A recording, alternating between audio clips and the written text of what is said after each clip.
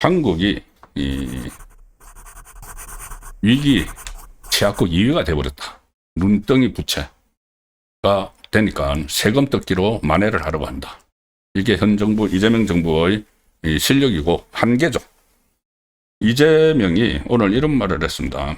그러니까 그 조금 전에 제가 김성한 기후부 장관이라는 사람이 좀 황당한 이 종량제 봉투 대책을 이야기를 했다고 했는데, 이재명 정부가 지금 에너지 위기가 왔는데도 그동안은 계속 비축량이 충분하다. 전체 수급에 문제가 없다. 뭐 얼마를 확보를 했다. UAE하고 그전에 윤석열 전 대통령이 다 계약을 했었던 협정을 체결했던 그걸 마치 자기들 공으로 하면서 UAE에서 안정적인 원유 공급을 약속을 했다. 이게 큰 소리를 쳤죠. 그런데 갑자기 이재명 오늘은 앓는 소리를 했습니다.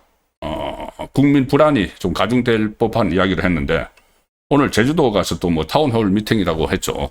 지방선거용 전국을 돌아다니고 있는데, 거기 가서 이렇게 이야기를 했습니다. 지금까지는 충분하다. 전체 수급에 문제 없다. 그 큰 소리 치더니 오늘은 지금 전 세계적으로 에너지 문제 때문에 난리가 났다. 사실 저도 잠이 안 올 정도로 심각한 상황이다. 심각하답니다. 지금 이제 갑자기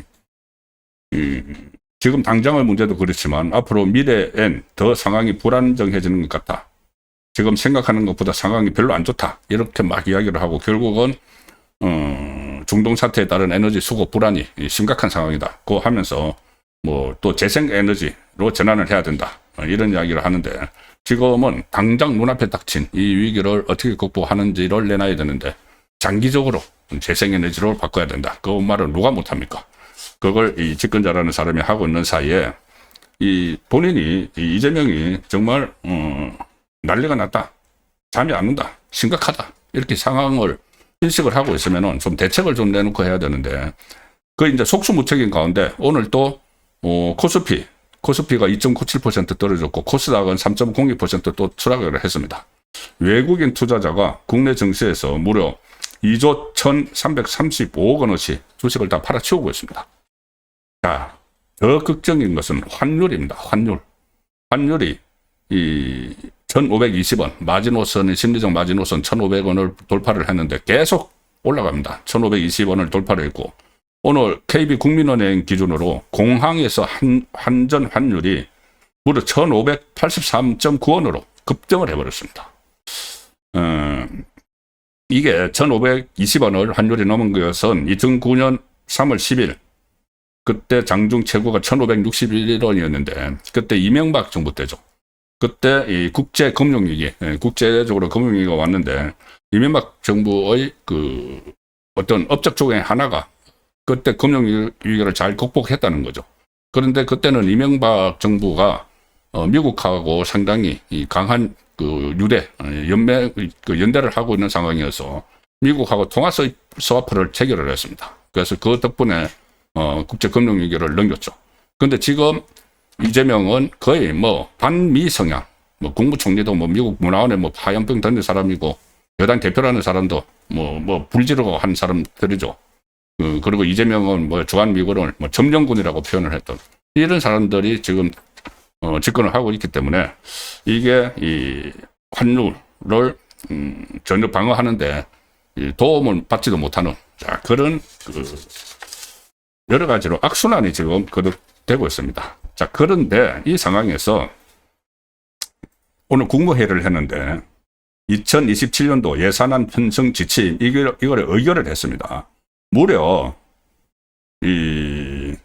2027년 재정 지출은 지금 내년에 764조 4천억 원, 764조 4천억 원을 설정을 했는데 이게 역대 최고입니다. 역대 최고 지출 재정 기조인데 무슨 뭐 적극적 재정 운용 이렇게 이야기를 그 말 가지고 일종의 말장난을 하고 있는데 한마디로 돈 풀겠다는 이야기죠. 곳간에 쌓아두지 않고 돈은 다 풀겠다. 그런데 곳간 이제 뭐 거의 다 비워가니까 이제 또 국채 빚내야 되는데 여기 이 상황에서 또 9일에 4월 9일에 국회에 열어가지고 25조 원 규모 추가 경정 예산안 처리하겠다. 뭐 역사상 가장 빠른 속도로 추경을 처리하겠다. 뭐 전쟁에 따른 추경이라고 하는데 왜 이거를 역사상 가장 빠른 속도로 해서 선거용 추경이죠. 선거용. 지방선거 앞두고.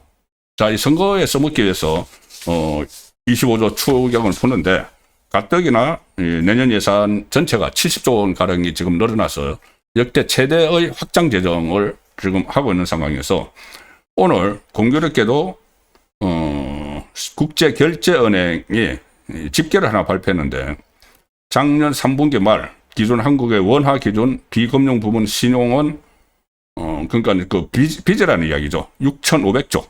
작년에 첫 6,500조를 돌파를 했다. 국가 총부채를 우려하는 지금 그런 상황이 여기저기서 목소리가 들리고 있는데 이재명은 얼마 전에 그런 이야기 했죠. 돈을 쓰는 것이 유능을 하다. 유능한 정부다. 돈을 안 쓰는 것은 무능한 정부다. 뭐 이렇게 황당한 또 이야기를 했죠.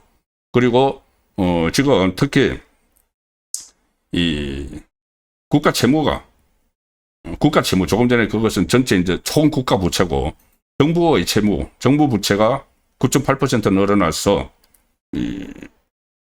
1,301조 9천억입니다. 그래서 GDP 대비 비중이 48.1% 달했는데 올해는 이게 51.6%를 기록하고 내년에는 국가 채무가 GDP에 비해서 53.8%까지 늘어난다. 이런 우울한 암울한 전망들이 계속 나오고 있습니다. 그런데도 이재명은 돈을 푸는 것이 유능한 정부다. 김민석은 그전에 인사청문회 할 때 GDP 대비 우리나라 국가 채무가 얼마인지도 몰랐죠. 이런 사람들에게 지금 나라를 맡겨놓고 있는 꼴입니다. OECD가 한국 성장률을 0.4%포인트로 낮춰잡았다. 그리고 위기 취약국 2위로 지목했다는 기사, 조선일보 기사를 보여드리겠습니다. 우리나라가 어쩌다가 위기 취약국의 위기에 가장 취약한 나라, 세계에서 두 번째로, OECD에서 두 번째로 그런 나라가 되어버렸습니다. 경제협력개발구가 올해 세계 성장률 전망치는 2.9%를 유지를 했는데 정작 이 중동 사태를 촉발한 미국은 AI 효과를 반영해서 상향 조정을 했습니다. 오히려 OECD가 미국은 더 성장을 할 거다. 일본은 민간 소비 회복세를 긍정평가해서 기존 전망치를 그대로 지켰는데 한국은 대외 경제 의존도가 높다. 그래서 2.1%에서 1.7%로 이 성장률을 0.4%포인트 하향 조정을 했고 주요 20개국 중에서 G20 중에서 영국에 이어 두 번째로 큰 하락폭을 기록을 했다. 이 전쟁 위험에 아주 취약한 나라라는 겁니다. 영국 다음에 취약한 나라다. G20 중에서. 그리고 이달 중순에 시티 그리고 바클리 같은 금융기관에서 한국 성장률을 긴급 하향 조정했고 OECD가 중동발 위기 취약국 이렇게 지목을 해버렸습니다. 당분간 이 물가 상승 뭐 이런 부분들이 계속될 수밖에 없는 암울한 상황인데 정부가 기껏 생각해낸 것이 뭐냐, 이 대책을 가지고 기껏 생각해낸 것이, 자, 신문 보시겠습니다. 제목부터 나옵니다. 그냥 제목부터. 동아일보 기사입니다. 선거 뒤에 부동산 보유세 올리나 진성준 7월 세제 개편 가능성. 아예 대놓고 이야기합니다. 선거 뒤에 올리겠다고. 그만큼 지금 국민의힘이 혼란스러우니까는 무조건 선거 다 이긴다. 잠시 말씀드리겠지만 대구까지 이긴다. 그래서 이런 말 아무렇게나 막 던집니다. 국민을 우롱하는 거죠. 선거 끝나면 올릴 거야. 선거 전에는 안 올릴 테니까 잘 뭐 처분을 하든지 주택 가지고 있으면. 이 7월 세제 개편에 포함될 가능성이 있다. 부동산 보유세. 더불어민주당 진성준이 이야기합니다. 정책 여장 지낸 사람이죠. 저 사람. 그리고 국회 예결특위 위원장입니다. 그러니까는 본인이 어제 구윤철이 KBS 나와서 부동산 보유세 인상 가능성에 대해서 뭐 최후적으로 부동산 세제도 판단할 수 있다. 부동산 억제를 위해서 현재는 다양한 의견을 듣고 있는 단계고 7월 세제 개편과 관련해서도 아직 결정된 것은 없다. 지금은 관찰하고 있는 단계다고 구윤철은 이야기했는데 진성준은 올린다. 아예 노골적으로 합니다. 정부는 진승준이 이렇게 이야기합니다. 정부는 부동산 보유세가 최후 수단이라는 입장을 가지고 있지만 7월 세제 개편에 포함될 가능성이 상당하다고 본다. 포함된다는 이야기입니다. 이재명도 뭐 불필요한 주택을 보유하는 데 따른 부담을 마땅히 져야 한다는 입장을 보이지 않았느냐. 그래서 7월 세제 개편에 포함될 가능성이 상당히 크다고 개인적으로 본다. 그 다음 말이 기가 막힙니다.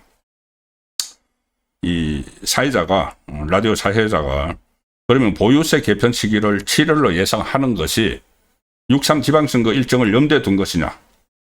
보통 이렇게 하면은 정치 일정하고 상관없이 정부의 재정이 어떠고 부동산 정책이 어떠고 이렇게 이야기를 하죠. 근데 그렇게 안 합니다. 아니 대놓고 뭐라고 하느냐.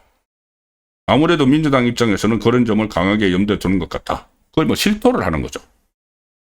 당으로서는 변수를 만들고 싶지 않을 것이다. 지금 선거제는 올려가지고 변수를 만들고 싶지 않을 것이다.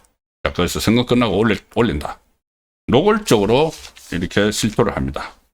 거의 국민을 우습게 알고 거의 우롱하는 수준이죠. 이 정도까지 넣으면은. 자, 그래서 어쨌든 지금 상당히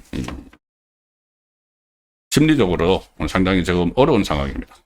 그런데 정부가 제대로 된 대책을 내놓기는커녕 이 끙끙 앓는 그런 소리를 하고 갑자기 말을 바꿔가지고 에너지 비축량이 충분하다고 했다가 지금 엄청 심각한 상황이다. 이재명 그렇게 이야기를 하고 지금 또 그 상황에서도 빚내서 예산 펑펑 푸는 아주 쉬운 정책이죠.